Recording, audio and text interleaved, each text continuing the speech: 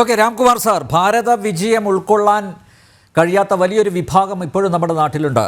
നോക്കൂ, ഓപ്പറേഷൻ സിന്ദൂറിൻ്റെ ആത്യന്തിക ലക്ഷ്യം ഈ ഭീകരന്മാരുടെ താവളങ്ങൾ തകർക്കുക എന്നുള്ളത് മാത്രമാണ്. നോക്കൂ, 100ഓളം ഭീകരരെ ഭസ്മമാക്കിയിട്ടുണ്ട്.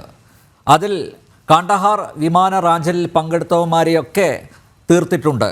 അതുപോലെ പുൽവാമ ആക്രമണത്തിൽ പങ്കെടുത്ത ആളുകളെയും ഇല്ലാതാക്കിയിട്ടുണ്ട്.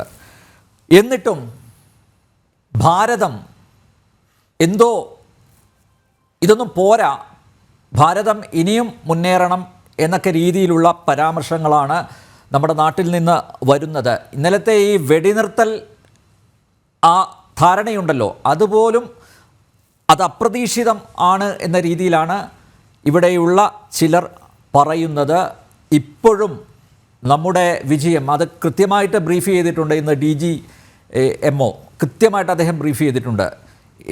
ഏത് രീതിയിലാണ് ഭാരതം സൈനിക ഇടപെടൽ നടത്തിയത്, എന്തൊക്കെ നേട്ടങ്ങൾ നമുക്കുണ്ടായിട്ടുണ്ട് എന്ന് കൃത്യമായി അവലോകനം ചെയ്ത് ബ്രീഫ് ചെയ്തിട്ടും പറഞ്ഞിട്ടും ഇപ്പോഴും അത് ഉൾക്കൊള്ളാനാവാത്തവരുടെ മനോനിലയെ എങ്ങനെയാണ് നോക്കിക്കാണേണ്ടത്?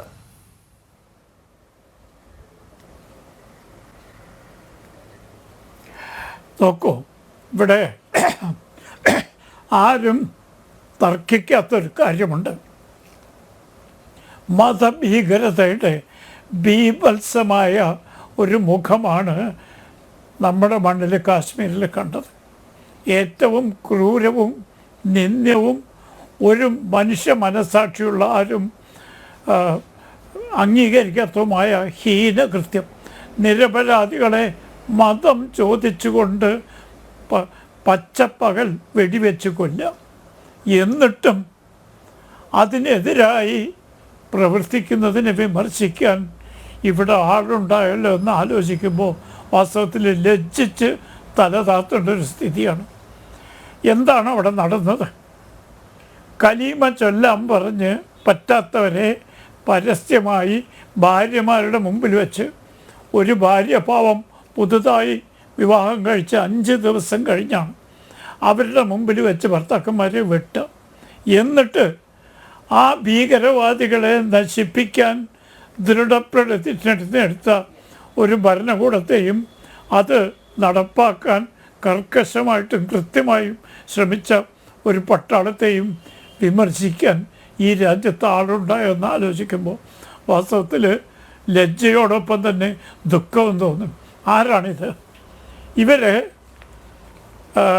2 രാജ്യങ്ങളാണ് അവരെ സഹായിച്ച്, ടർക്കിയും മധുരമനോഹര മനോജ്ഞ ചൈനയും. ഈ 2 രാജ്യങ്ങൾക്ക് ഈ രാജ്യത്ത് ഏജൻറ്റുമാരുണ്ട്.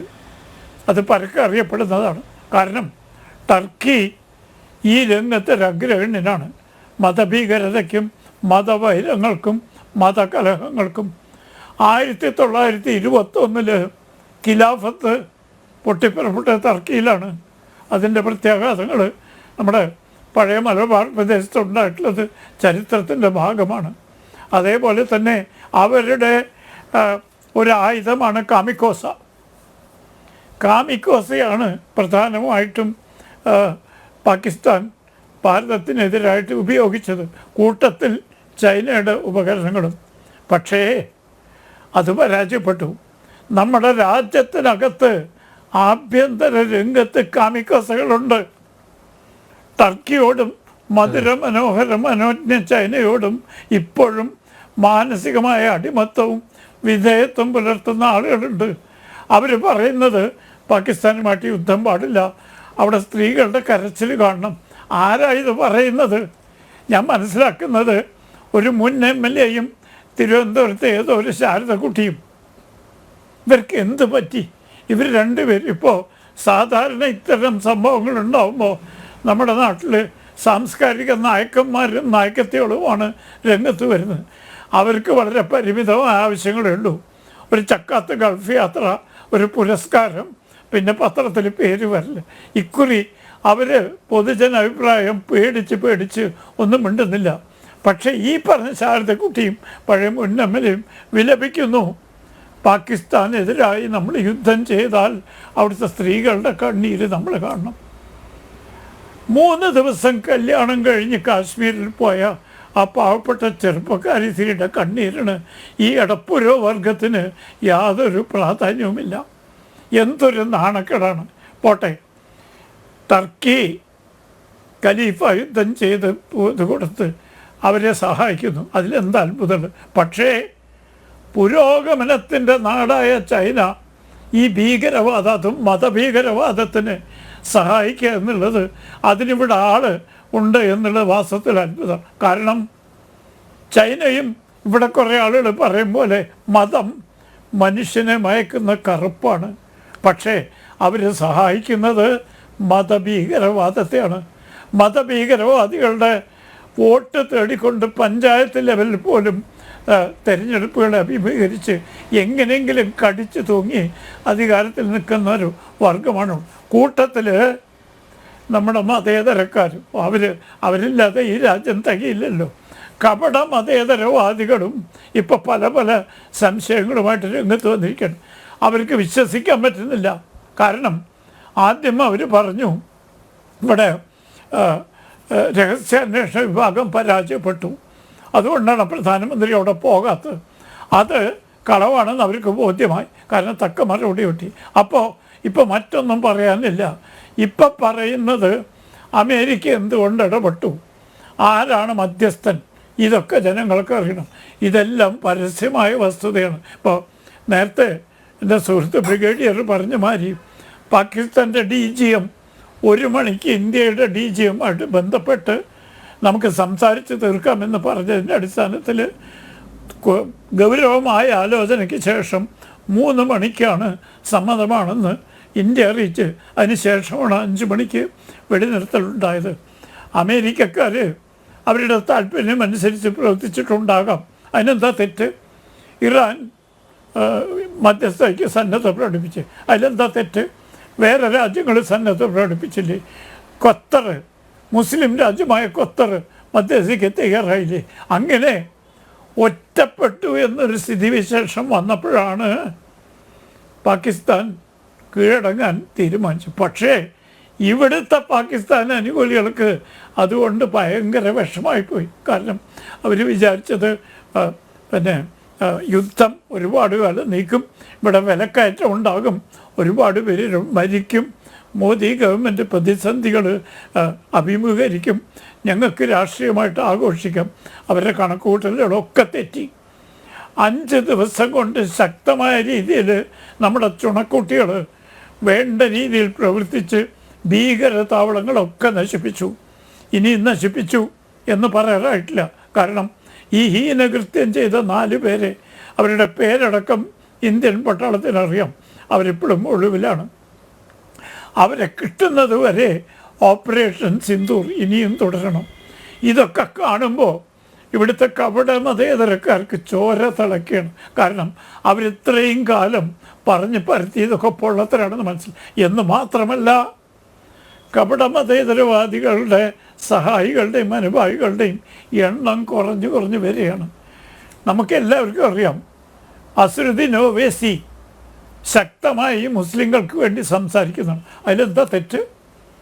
അദ്ദേഹം ഒരു മുസ്ലിമാണ്. അദ്ദേഹം അല്ലാണ്ട് ആരാ മുസ്ലിങ്ങൾക്ക്? പക്ഷേ മുസ്ലിങ്ങൾക്ക് വേണ്ടി സംസാരിക്കുന്നതും മറ്റ് മതങ്ങളെ വിരുദ്ധമായി സംസാരിക്കുന്നതും രണ്ടാണ്.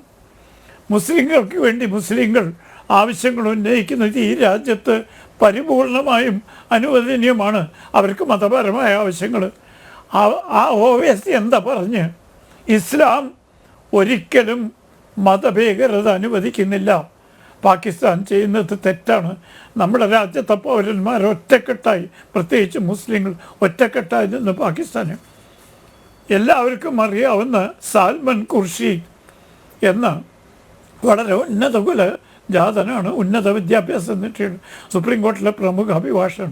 അദ്ദേഹം ഇതേപോലെ തന്നെ പറഞ്ഞു, നമ്മുടെ രാജ്യത്തിൻ്റെ സംസ്കാരം അനുസരിച്ച് ഈ മതഭീകരത ഒരിക്കലും അനുവദിക്കാൻ പാടില്ല. ഇതൊക്കെയായിട്ടും നമ്മുടെ പുരോഗമനക്കാർക്കും ടർക്കി അനുഭാവികൾക്കും തൃപ്തിയായിട്ടില്ല. അവരിപ്പോഴും പറയണത്, അയ്യോ പാകിസ്ഥാനുമായി യുദ്ധം ഉണ്ടാവാൻ പാടില്ല, അവിടെ മരണം സംഭവിക്കും, അവിടെ സ്ത്രീകളുടെ കണ്ണീര് കാരണം. ശാരദക്കുട്ടിക്ക് പാകിസ്ഥാൻ മുസ്ലിം സ്ത്രീകളുടെ കണ്ണീര് കാണുമ്പോൾ പാവപ്പെട്ട 26 ഡയാലിസിസ് ചെയ്താലും മാറൂല. പച്ചപ്പകൽ കലീമ ചെല്ലാത്തിന് അവരോട് യാതൊരു അനുഭവം. ഈ കാപട്യം നമ്മളല്ലാതെ ആരാണ് പുറത്തു വരിക? ഈ ഇടപ്പുരവർഗത്തിൻ്റെ തുടർച്ചയായ കാപട്യം, കപട മതേതരത്വവും തൊലിയുരിച്ച് കാണിക്കാൻ നമ്മളല്ലാതെ ആരാണ് മുന്നോട്ട് വരിക? അതിൻ്റെ സമയമായിരിക്കണം. കാരണം ഇപ്പോൾ ഭാഗ്യവശാൽ ഞാൻ എല്ലാ കാലത്തും വിശ്വസിക്കുന്നത് നമ്മുടെ രാജ്യത്തിലെ വലിയ വിഭാഗം മുസ്ലിങ്ങൾ രാജ്യസ്നേഹികളാണ്. അവർ തെറ്റിദ്ധരിപ്പിക്കപ്പെട്ടിരിക്കുകയാണ്, അവരെ വഴി തെറ്റിച്ചു വിടുകയാണ്, അവരോട് ഇല്ലാത്ത കാര്യങ്ങൾ ഇപ്പോൾ അവർക്ക് ബോധ്യമായിരിക്കുന്നു, തങ്ങൾ വഴി തെറ്റിച്ചിരിക്കുന്നു, ചതിക്കപ്പെട്ടിരിക്കുന്നു. ഞങ്ങളോട് പറഞ്ഞിരുന്ന ഒന്നുമല്ല യാഥാർത്ഥ്യം, ഇപ്പം കണ്ണിന് നേരെ കണ്ടതല്ലേ. 26 പേരെ നഗ്നമായി പട്ടാളക്കാർ വെടിവെച്ചു കൊല്ലുന്നത്. ഇസ്ലാം മതവിശ്വായ ആരെങ്കിലും ഇതിനെ അനുകൂലിക്കുമോ? ഇല്ല. പക്ഷേ കപടമതേതരക്കാരെ അനുകൂലിക്കാൻ ആളുണ്ട്. കഷ്ടം. വാസ്തവത്തിൽ അവരോട് സഹതാപം തോന്നും. ഇവർക്കൊന്നും പൊതുപ്രവർത്തനത്തിൽ തുടർന്ന് ചെയ്യാൻ തന്നെ അനുവാദമില്ല. ഈ രാജ്യത്തിലെ ജനങ്ങൾ സഹിഷ്ണുതയ്ക്കും അതിന് പേര് കേട്ടതാവുകൊണ്ടാണ് പുറത്തിറങ്ങാൻ പറ്റാത്ത രീതിയിൽ ഈ സാംസ്കാരിക നായകന്മാരെയും നായകത്തികളെയും കൈകാര്യം ചെയ്യാതിരിക്കുന്നതെന്ന് അവർ മനസ്സിലാക്കുന്ന ഇത്രയും പേര്. ഏതായാലും മുസ്ലിം ജനസാമാന്യം ഇനി അവരെ വിശ്വസിക്കാൻ പോകുന്നില്ല. അവരുടെ കാപട്യം തെളിഞ്ഞു കഴിഞ്ഞു. അതിൻ്റെ ഉദാഹരണമാണ് ഓവൈസിയുടെ സുശക്തമായ ദൃഢമായ വാക്കുകൾ. ഏതൊരു രാജ്യസ്നേഹിയും അദ്ദേഹത്തിനോട് ആദരവ് തോന്നിപ്പോ. മാറിപ്പോയി.